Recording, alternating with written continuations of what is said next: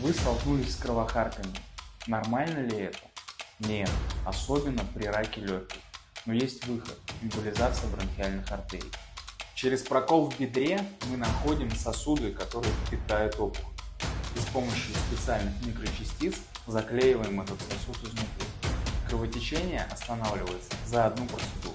Без боли, без разрезов. Эффективность процедуры достигает 90%. Не ждите, пока станет хуже. Сохраните дыхание и время для борьбы с болезнью. Кровохарканье – это сигнал к действию. Спросите нас о эмболизации.